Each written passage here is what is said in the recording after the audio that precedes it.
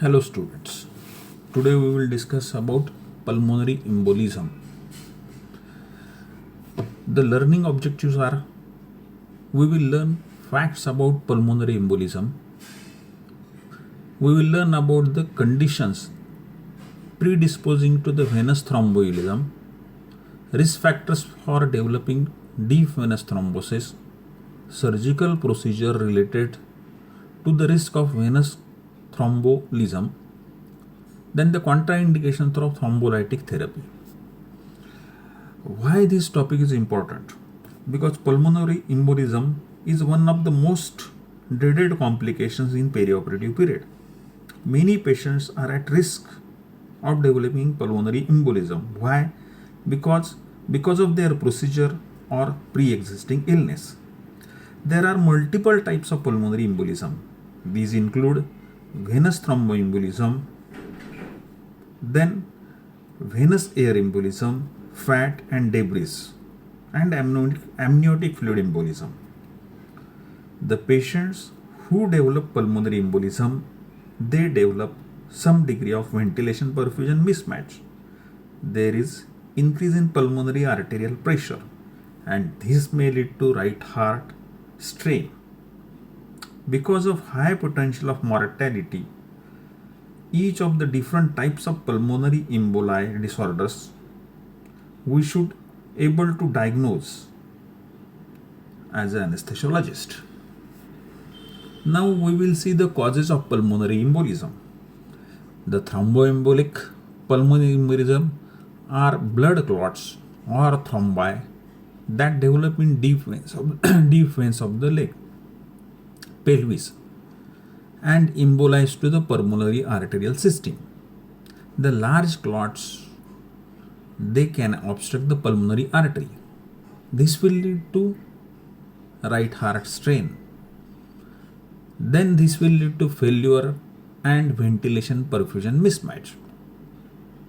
This pulmonary embolism is also accompanied by release of vasoactive mediators. These mediators are thromboxane and serotonin. This also contributes to increase in pulmonary arterial pressure. Now we will see about physiologic factors that increase the risk of DVT. The physiological factors that increase the risk of developing DVT are originally proposed by Virchow in 1860. These factors includes: number 1, venous stasis; second, damage to vessel wall; third, hypercoagulability. The venous stasis, this occurs due to induction of anesthesia. And why it occurs? Due to vasodilatory effects of the drugs and immobility under general anesthesia. Second is damage to vessel wall.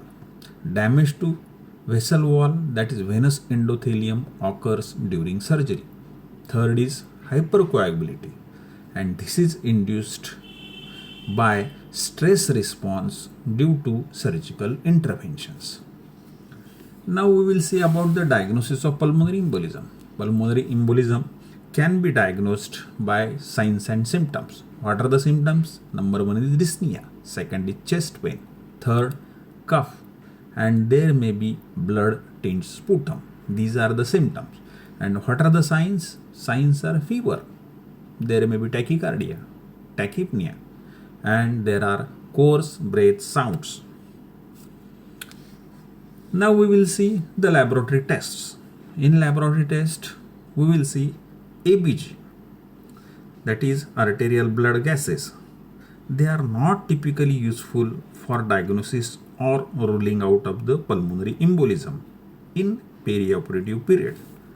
Patient with normal PaCO2 may still have pulmonary embolism. Then patients with high FiO2 Pa2 gradient could have one of the many diagnoses. And third is a D-dimer. It is a degradation product of cross-linked fibrin. It has been studied for the diagnosis of pulmonary embolism. Two common D-dimer tests are used are enzymatic linked immunosorbent assay and latex agglutination assays. This is about the laboratory tests, that is ABG, high FiO2 PO2 gradient and D-dimer. Next we will see about the image studies. The image studies are the modalities of choice for diagnosis of pulmonary embolism. This includes ventilation. VQ scan is useful for the patients with renal insufficiency, since nephrotoxic intravenous contrast is not used in the nuclear medicine scans. Therefore, the VQ scan is important in patients with renal insufficiency. Then another CT, that is computed tomography. The helical CT has replaced the ventilation perfusion scan, that is VQ scan. Then another is CT angiogram or combined CT angiogram and CT venography. These are the diagnostic investigations. Now we will see about the risk factors for development of deep vein thrombosis. Perioperatively, patients are at increased risk of DVT by prolonged duration of surgery and immobilization, and patients with pre-existing thrombophilia and malignancy. The risk factors include advanced age, obesity, previous venous thromboembolism, trauma, neoplasm, respiratory failure, infection, inflammatory bowel diseases. These are the risk factors of development of deep vein thrombosis.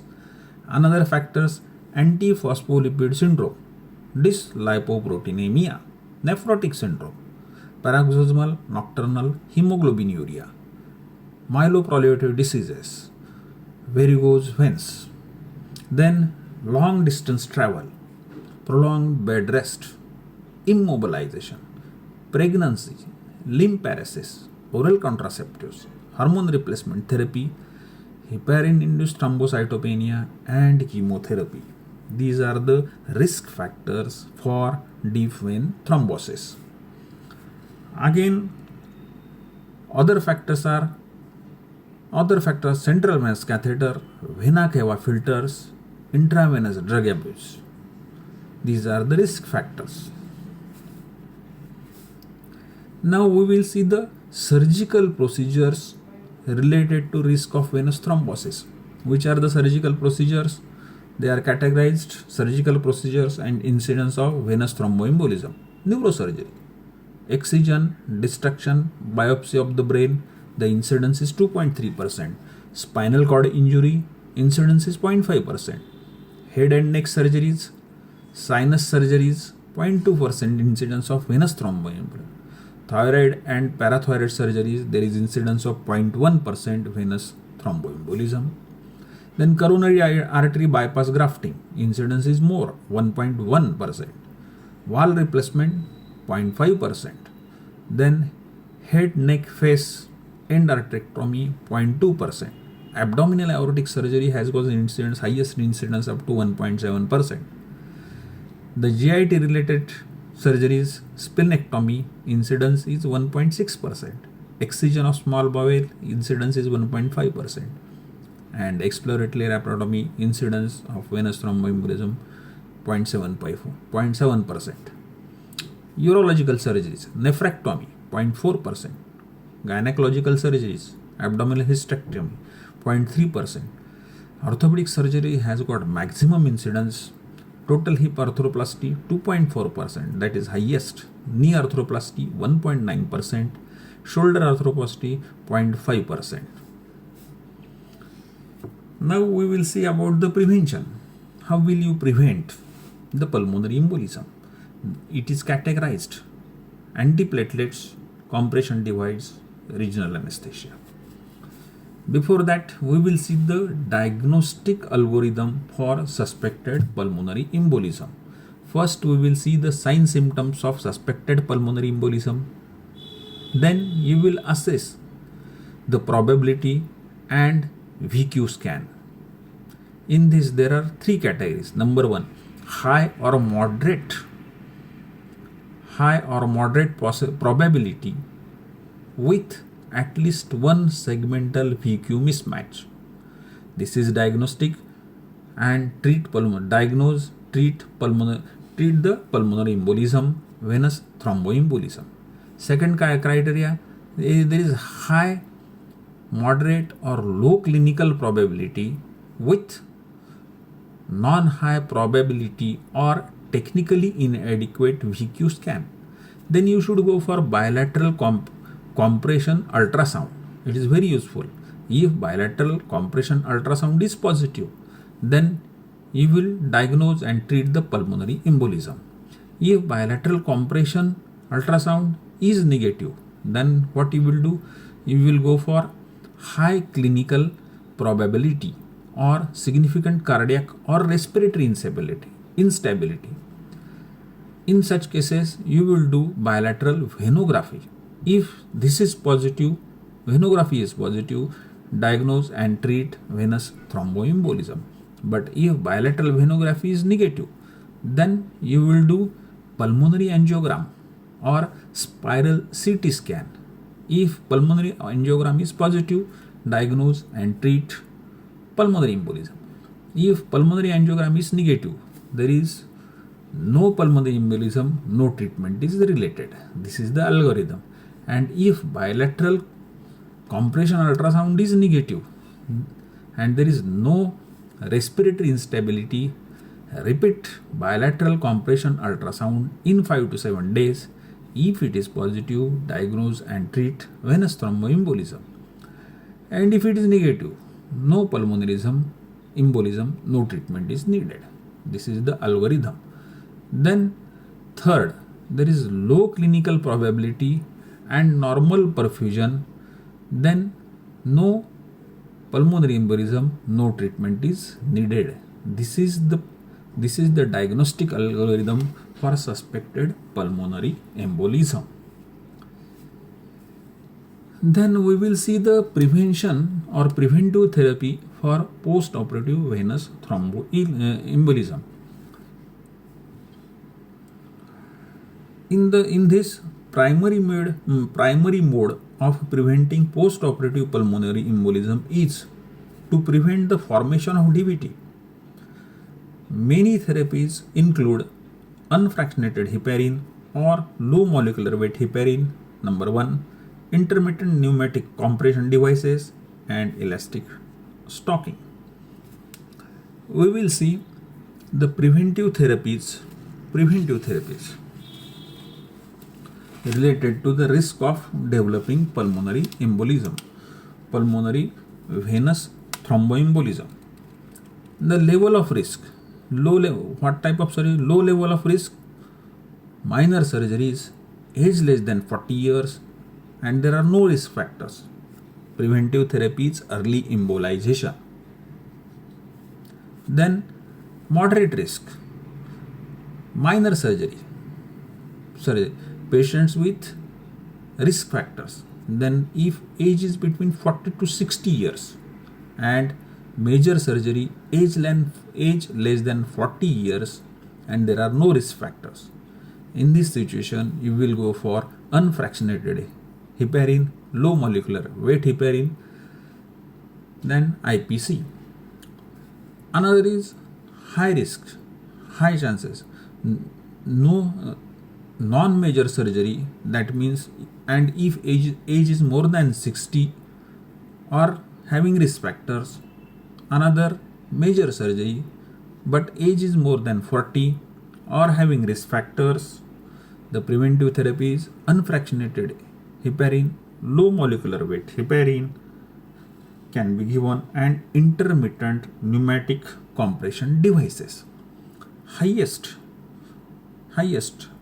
in this major surgery, age more than 40 and major risk factors, you will give low molecular weight heparin, adjust heparin doses. This we have seen preventive therapy related to risk of developing post-operative venous thromboembolism. Now we will see the timing of anticoagulation administration in relation to the neuraxial anesthesia. In this, antiplatelet can be given. Here the anticoagulation timings are anticoagulant and stop timing for neuraxial anesthesia. Antiplatelet medication. If patient is receiving NSAIDs, there is no contraindication. Discontinue ticlopidine for 14 days. Discontinue clopidogrel for 7 days. GP2B and 3A inhibitors 8 to 48 hours before needle or catheter placement. These are the guidelines for anticoagulants and stop time. If patient is receiving subcutaneous heparin, there is no contraindication for neuraxial procedures. In case of anticipated difficult placement of needle or catheter, may delay until neuraxial procedure is finished. This is about subcutaneous heparin. Now we will see about intravenous heparin. Start 1 hour after neuraxial procedure is completed. Catheter to be removed 2 to 4 hours after stopping heparin infusion. If patient is receiving low molecular weight heparin, neuraxial procedure 10 to 12 hours after last dose. Once daily dosing start 4 hours after neuraxial procedures. If patient is receiving twice daily dose, start 24 hours after neuraxial procedures. These are the guidelines. And if patient is receiving warfarin, the guidelines are check for the normal INR before initiation of neuraxial procedures, and INR should be less than 1.5 before removing the catheters. Now we will see about the treatment of pulmonary embolism. Number 1, therapeutic anticoagulation. Second is IV filters. Third is clot thrombolysis. And fourth, surgical embolectomy. The therapeutic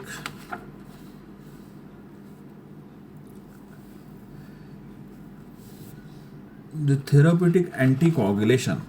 The therapeutic anticoagulation in the form of antiplatelets, aspirin and other are not as effective as IVC filters.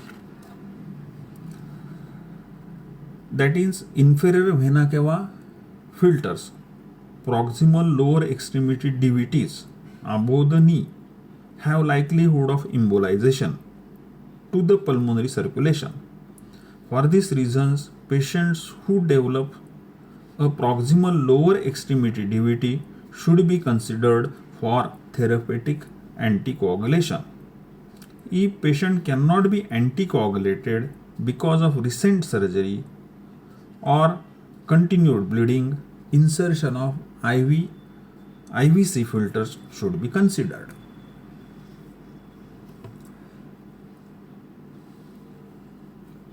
Patients who cannot be anticoagulated should have IVC filters placed as soon as possible to prevent further embolization. Patients with large clot burden may also be considered for IVC filter placement. Patient with hemodynamic instability or life-threatening hypoxemia or due to massive pulmonary embolism may be appropriate candidates for thrombolytic therapy or surgical embolectomy to decrease clot burden. The thrombolytics currently available for use are tissue plasminogen activator, that is TPA, streptokinase and urokinase, all of which convert plasminogen to plasmin, which in turn breaks down fibrin and promotes the clot lysis. The clinical trials of thrombolytic therapy in patients who are hemodynamically stable do not demonstrate mortality benefit from the thrombolysis.